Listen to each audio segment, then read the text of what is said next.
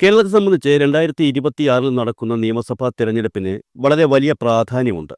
തുടർച്ചയായി 2 തവണ അധികാരത്തിലിരുന്ന എൽ.ഡി.എഫ് സർക്കാർ വീണ്ടും ഭരണത്തിൽ തുടരണോ വേണ്ടയോ എന്ന് തീരുമാനിക്കപ്പെടുന്ന തെരഞ്ഞെടുപ്പ്. മാത്രമല്ല 10 കൊല്ലമായി പ്രതിപക്ഷത്തിരിക്കുന്ന കോൺഗ്രസിനെ സംബന്ധിച്ച് ഇത്തവണ അധികാരം ലഭിച്ചില്ലെങ്കിൽ വലിയ തിരിച്ചടിയായിരിക്കും ഉണ്ടാകുന്നത്. കേരളത്തിൽ കോൺഗ്രസ് എന്ന മഹത്തായ രാഷ്ട്രീയ പ്രസ്ഥാനത്തിന്റെ സ്ഥാനത്ത് ബി.ജെ.പിയുടെ കടന്നുവരവ് ചിലപ്പോൾ സംഭവിക്കും. കേരളത്തിലെ പ്രധാനപ്പെട്ട 2 മുന്നണികളായ എൽ.ഡി.എഫിലും യു.ഡി.എഫിലും വരുന്ന നിയമസഭാ തെരഞ്ഞെടുപ്പ് വളരെ വലിയ മാറ്റങ്ങൾ വരുത്തും. അക്കാര്യം ഉറപ്പാണ്.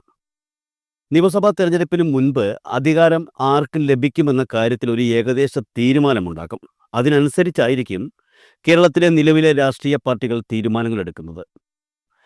എൽ.ഡി.എഫ് അടുത്ത തെരഞ്ഞെടുപ്പിലും അധികാരത്തിൽ കയറുമെന്ന് ഉറപ്പ് ലഭിച്ചാൽ യു.ഡി.എഫ് മുന്നണിയിലെ പല രാഷ്ട്രീയ പാർട്ടികളും മുന്നണി വിടുന്ന സാഹചര്യമാണ് ഇപ്പോഴുള്ളത്. യു.ഡി.എഫിന് മാത്രമല്ല, എൽ.ഡി.എഫിനും ഈ വരുന്ന തെരഞ്ഞെടുപ്പ് വളരെ നിർണായകമാണ്. ഇടതുമുന്നണി അധികാരത്തിൽ വരില്ല എന്ന സൂചന ലഭിച്ചാൽ മറുകണ്ഠം ചാടാൻ ഒരുങ്ങി നിൽക്കുന്ന നിരവധി രാഷ്ട്രീയ പാർട്ടികൾ എൽ.ഡി.എഫിലുണ്ട്. പക്ഷേ ഇക്കാര്യത്തിൽ എൽ.ഡി.എഫ് യു.ഡി.എഫുമായി താരതമ്യം ചെയ്യുമ്പോൾ ഇത്തരം മനസ്സുള്ളവർ കൂടുതലും യു.ഡി.എഫിലാണെന്ന് കാണാം. അതിന് കാരണം ഏകദേശം 10 വർഷം തുടർച്ചയായി യു.ഡി.എഫ് മുന്നണി പ്രതിപക്ഷത്തിരിക്കുന്നു എന്നുള്ളതാണ്. അതുകൊണ്ട് തന്നെ തിരഞ്ഞെടുപ്പിന് മുൻപ് ചില മുന്നൊരുക്കങ്ങളും നടത്തിക്കൊണ്ടാണ് യു.ഡി.എഫ് ഇലക്ഷനെ സമീപിക്കുന്നത്. ഇത്തവണ കൂടി പ്രതിപക്ഷത്ത് ഇരിക്കേണ്ടി വന്നാൽ തങ്ങളുടെ മുന്നണി കൂട്ടായ്മയെ അത് പ്രതികൂലമായി ബാധിക്കുമെന്ന് കോൺഗ്രസ് നേതൃത്വത്തിന് അറിയാം.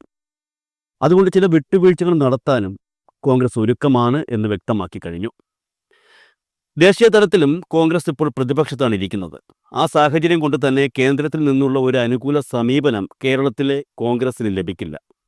കോൺഗ്രസ് ദേശീയ നേതാക്കളായ രാഹുൽ ഗാന്ധിയും പ്രിയങ്ക ഗാന്ധിയും കേരളവുമായി അടുത്ത ബന്ധം പുലർത്തുന്നുണ്ട് എന്നുള്ളത് പാർട്ടിയെ സംബന്ധിച്ച് ആശ്വാസകരമായ ഒരു സംഗതിയാണ്. പ്രിയങ്ക ഗാന്ധി കേരളത്തിലെ വയനാട്ടിൽ നിന്നുള്ള ലോക്സഭാ അംഗം കൂടിയാണ്. എന്നാൽ കോൺഗ്രസ് ദേശീയ നേതാക്കളായ രാഹുൽ ഗാന്ധിയുടെയോ പ്രിയങ്ക ഗാന്ധിയുടെയോ സാന്നിധ്യം കൊണ്ടോ കോൺഗ്രസ് ദേശീയ നേതൃത്വത്തിൻ്റെ ഇടപെടൽ കൊണ്ടോ കേരളത്തിൽ മാറ്റങ്ങൾ സംഭവിക്കുമെന്നുള്ളത് ഒരു പ്രതീക്ഷ മാത്രമാണ്. യാഥാർത്ഥ്യം അങ്ങനെയാകണമെന്നില്ല. അതുകൊണ്ട് തന്നെയാണ് മുന്നണിയിലെ മറ്റു ഘടകകക്ഷികളുമായി വിട്ടുവീഴ്ചകൾക്ക് കോൺഗ്രസ് തയ്യാറായിരിക്കുന്നത്. ഇലക്ഷൻ അടുക്കുന്നതോടെ മത്സരിക്കാൻ തയ്യാറായി നിരവധി പേർ കോൺഗ്രസിനുള്ളിലും യു.ഡി.എഫിലെ മറ്റു പാർട്ടികൾക്കുള്ളിലും എത്തുന്നുണ്ട്. എന്നാൽ ഇത്തവണ നോക്കിയും കണ്ടും കളിച്ചില്ലെങ്കിൽ കാര്യങ്ങൾ കൈവിട്ടു പോകുമെന്ന ബോധ്യം ചില മുതിർന്ന നേതാക്കൾക്കുണ്ട്. സീറ്റ് മോഹികൾ കുറച്ചങ്ങോട്ട് മാറി നിൽക്കണമെന്ന് കോൺഗ്രസ് നേതൃത്വം നിർദ്ദേശിക്കുന്നതിൻ്റെ കാര്യവും മറ്റൊന്നല്ല. യു.ഡി.എഫിലെ രണ്ടാമത്തെ ഘടകകക്ഷിയായ മുസ്ലിം ലീഗുമായി കോൺഗ്രസ് നേതൃത്വം ചില സീറ്റുകൾ വച്ചു മാറാൻ ഉദ്ദേശിക്കുന്നു എന്ന വിവരങ്ങളാണ് ഇപ്പോൾ പുറത്തു വരുന്നത്. ലീഗിന് സാധ്യതയുള്ള ചില സീറ്റുകൾ കോൺഗ്രസിൻ്റെ കയ്യിലുണ്ട്. ഈ സീറ്റുകൾ ലീഗിന് നൽകി പകരം കോൺഗ്രസിന് സാധ്യതയുള്ള ചില സീറ്റുകളെ തിരിച്ചു വാങ്ങാനാണ് 2 പാർട്ടികളും തീരുമാനമെടുത്തിരിക്കുന്നത്. വരുന്ന നിയമസഭാ തിരഞ്ഞെടുപ്പിൽ മുസ്ലിം ലീഗ് നിലവിൽ മത്സരിക്കുന്ന ചില മണ്ഡലങ്ങൾ കോൺഗ്രസിനും കോൺഗ്രസ് മത്സരിക്കുന്ന ചില മണ്ഡലങ്ങൾ ലീഗിനും വിട്ടു നൽകുവാൻ ധാരണയായേക്കുമെന്നുള്ള സൂചനകളാണ് യു.ഡി.എഫ് മുന്നണി സംവിധാനത്തിൽ നിന്ന് ഇപ്പോൾ പുറത്തു വരുന്നത്. അത്തരത്തിൽ സീറ്റുകൾ വച്ചുമാറുമ്പോൾ കേരളത്തിൻ്റെ വടക്കൻ മേഖലയിൽ, പ്രത്യേകിച്ച് മലപ്പുറം ജില്ലയിൽ മുൻതൂക്കമുള്ള മുസ്ലിം ലീഗിന് തെക്കൻ ജില്ലകളിലേക്ക് കടന്നുവരാനുള്ള ഒരു സാഹചര്യം യു.ഡി.എഫ് ഒരുക്കുമെന്നാണ് സൂചനകൾ.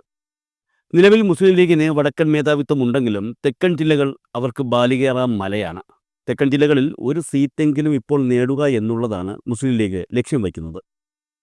അതായത് തിരുവനന്തപുരം, കൊല്ലം ജില്ലകളിൽ ഏതിലെങ്കിലും ഒരു സീറ്റ് എന്നുള്ള ലക്ഷ്യം മുൻനിർത്തിയാണ് ലീഗ് ഈ സീറ്റുകൾ വച്ചുമാറുക എന്ന പ്രവൃത്തിക്ക് പച്ചക്കൊടി വീശിയിരിക്കുന്നത് എന്നർത്ഥം. അതിന് പ്രകാരം നിലവിൽ ലീഗിൻ്റെ കൈവശമുള്ള കൊല്ലം ജില്ലയിലെ പുനലൂർ നിയമസഭാ മണ്ഡലം കോൺഗ്രസിന് വിട്ടുകൊടുത്ത് പകരം കൊല്ലം ജില്ലയിലെ തന്നെ ചടയമംഗലം നിയമസഭാ മണ്ഡലത്തിൽ ഇത്തവണ മത്സരിക്കുവാനാണ് ലീഗ് തീരുമാനിച്ചിരിക്കുന്നത് എന്നാണ് വിവരം. ഇതുകൂടാതെ എറണാകുളം ജില്ലയിലെ കളമശ്ശേരി, കോഴിക്കോട് ജില്ലയിലെ തിരുവമ്പാടി തുടങ്ങിയ സീറ്റുകളും മുസ്ലിം ലീഗ് കോൺഗ്രസിന് നൽകാൻ ഉദ്ദേശിക്കുന്നുണ്ട്.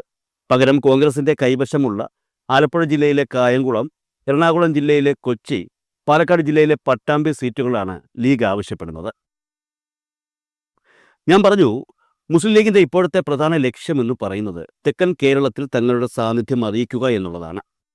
കൊല്ലം ജില്ലയിലെ പുനലൂർ നിയമസഭാ മണ്ഡലം ലീഗിൻ്റെ സീറ്റാണെങ്കിലും ഈ മണ്ഡലത്തിൽ തങ്ങൾക്ക് ആവശ്യത്തിന് ശക്തിയില്ല എന്ന് ലീഗ് കരുതുന്നു. മാത്രമല്ല, പുനലൂർ മണ്ഡലത്തിൽ മത്സരിക്കുവാൻ മികച്ച സ്ഥാനാർത്ഥികളും ലീഗിനില്ല. ഇക്കാര്യങ്ങൾ കൊണ്ട് തന്നെ ഒട്ടുമേ വിജയപ്രതീക്ഷയില്ലാത്ത ഒരു മണ്ഡലമാണ് ലീഗിന് പുനലൂർ. ഈ സാഹചര്യത്തിലാണ് കൊല്ലം ജില്ലയിലെ തന്നെ ചടയമംഗലം നിയമസഭാ സീറ്റ് ലീഗ് ആവശ്യപ്പെടുന്നത്. ലീഗിന്റെ ഈ ആവശ്യം കോൺഗ്രസ് സമ്മതിച്ചു എന്നാണ് സൂചനകൾ. കാരണം ചടയമംഗലം നിയമസഭാ സീറ്റ് കോൺഗ്രസിന് വർഷങ്ങളായി പിടികൊടുക്കാതെ മാറി നിൽക്കുകയാണ്. കഴിഞ്ഞ തവണ KPCC ജനറൽ സെക്രട്ടറി MM നസീറായിരുന്നു ചടയമംഗലത്ത് നിന്നും ജനവിധി തേടിയത്. അതേസമയം ചടയമംഗലത്തെക്കാൾ കോൺഗ്രസിന് വിജയസാധ്യതയുള്ള മണ്ഡലമാണ് പുനലൂർ എന്ന വിശ്വാസം കോൺഗ്രസിനുമുണ്ട്. പുനലൂരിൽ ആത്മാർത്ഥമായി പ്രവർത്തിച്ചാൽ വിജയം തങ്ങൾക്കൊപ്പം നിൽക്കുമെന്ന് കോൺഗ്രസിന് ആത്മവിശ്വാസമുണ്ട്.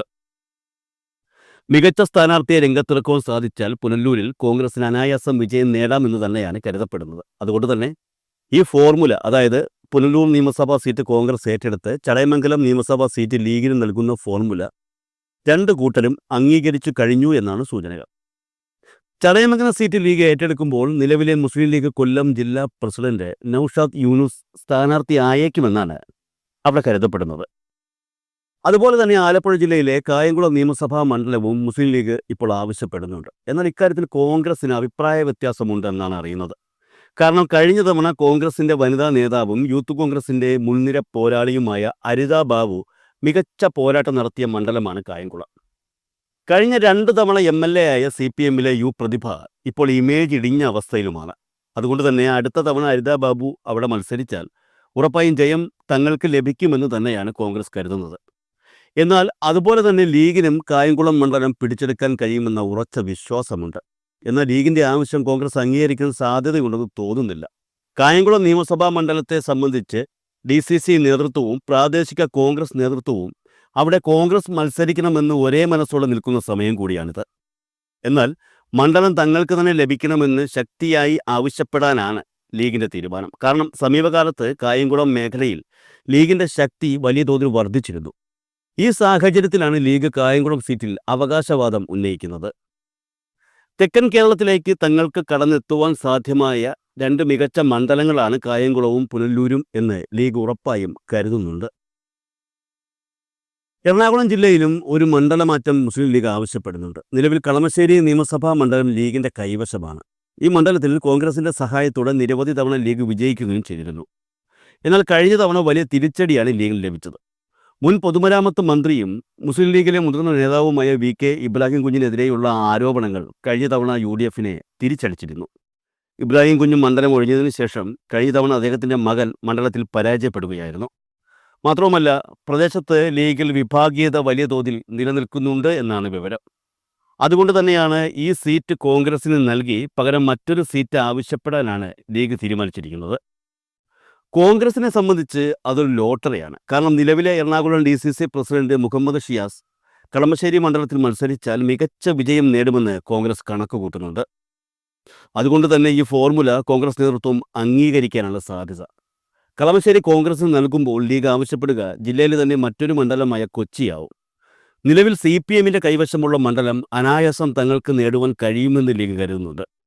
നിലവിലെ കൊച്ചി MLA KJ മാക്സിക്കെതിരെ മണ്ഡലത്തിൽ വലിയ രീതിയിലുള്ള ജനവികാരം നിലനിൽക്കുന്നുണ്ട്. ഇത് തങ്ങൾക്ക് അനുകൂലമാകുമെന്ന് ലീഗ് കരുതുന്നു. നിലവിൽ കോൺഗ്രസ് സ്ഥാനാർത്ഥികൾ മത്സരിക്കുന്ന പാലക്കാട് ജില്ലയിലെ പട്ടാമ്പി മണ്ഡലത്തിൽ കഴിഞ്ഞ തവണ യൂത്ത് കോൺഗ്രസ് നേതാവ് റിയാസ് മുക്കോളിയായിരുന്നു മത്സരിച്ചത്. ഇത്തവണയും റിയാസ് തന്നെ പട്ടാമ്പിയിൽ സ്ഥാനാർത്ഥിയാകുമെന്നാണ് കരുതപ്പെടുന്നത്. അതിനായുള്ള പ്രവർത്തനങ്ങൾ റിയാസ് ആരംഭിക്കുകയും ചെയ്തു. അതിനിടയിലാണ് മുസ്ലിം ലീഗ് പട്ടാമ്പി നിയമസഭാ മണ്ഡലം ആവശ്യപ്പെട്ടിട്ടുണ്ട് എന്ന വിവരങ്ങൾ പുറത്തു വരുന്നത്. പാലക്കാട് ജില്ലയിലെ പട്ടാമ്പി നിയമസഭാ സീറ്റിനു പകരം കോഴിക്കോട് ജില്ലയിലെ തിരുവമ്പാടി സീറ്റ് കോൺഗ്രസിന് നൽകുവാനാണ് ലീഗ് തയ്യാറെടുക്കുന്നത്. നിലവിലെ സാഹചര്യത്തിൽ ഒരു മണ്ഡലം ഒഴിച്ച് മറ്റു മണ്ഡലങ്ങളിലെ ഈ ഫോർമുല അംഗീകരിക്കപ്പെടാനാണ് സാധ്യതയെന്ന് രാഷ്ട്രീയ നിരീക്ഷകർ കരുതുന്നുണ്ട്. ഇതിൽ കായംകുളം നിയമസഭാ മണ്ഡലം മാത്രമാണ് കോൺഗ്രസ് അംഗീകരിക്കാൻ സാധ്യതയില്ലാത്ത മണ്ഡലം. കായംകുളത്ത് മത്സരിച്ച് വിജയിക്കുമെന്ന് കോൺഗ്രസിന് ഉറപ്പുണ്ട്. ഈ സാഹചര്യത്തിൽ മണ്ഡലം മുസ്ലിം ലീഗിന് നൽകുന്നത് ഗുണത്തേക്കാൾ ഏറെ ദോഷം ചെയ്യുമെന്നാണ് കോൺഗ്രസ് കരുതുന്നത്. എന്തൊക്കെ പറഞ്ഞാലും കോൺഗ്രസിനേക്കാൾ മുസ്ലിം ലീഗിന് കായംകുളം മണ്ഡലത്തിൽ സ്വാധീനം കുറവാണ്. ഒരുപക്ഷെ ലീഗ് തങ്ങളുടെ സ്വാധീനക്കുറവ് മൂലം മണ്ഡലത്തിൽ തോറ്റാൽ അത് തങ്ങൾക്ക് വലിയ തിരിച്ചടിയാകുമെന്ന് തന്നെ കോൺഗ്രസ് നേതൃത്വം കരുതുന്നുണ്ട്. എന്തായാലും കായംകുളം ഒഴിച്ചുള്ള മറ്റു മണ്ഡലങ്ങളിൽ നമ്മൾ നേരത്തെ പറഞ്ഞ കാര്യങ്ങൾ തന്നെ സംഭവിക്കാനാണ് സാധ്യത. പക്ഷേ കായംകുളം UDF മുന്നണി സംവിധാനത്തിൽ ഒരു പ്രശ്നമായി തന്നെ നിലനിൽക്കും. നിലവിലെ സാഹചര്യത്തിൽ വിജയസാധ്യതയുള്ള ഒരു സീറ്റ് കളഞ്ഞു കുളിക്കാൻ കോൺഗ്രസ് തയ്യാറാകില്ല എന്നാണ് കായംകുളത്തെ കോൺഗ്രസ് പ്രവർത്തകർ കരുതുന്നത്. അതല്ല, മുന്നണി സംവിധാനത്തിലെ ഭൂരിപക്ഷ തീരുമാനത്തിന് കോൺഗ്രസ് വഴങ്ങിയാൽ ജനവികാരം മാത്രമല്ല സ്വന്തം പ്രവർത്തകരെയും കോൺഗ്രസിന് ചിലപ്പോൾ പേടിക്കേണ്ടി വരും.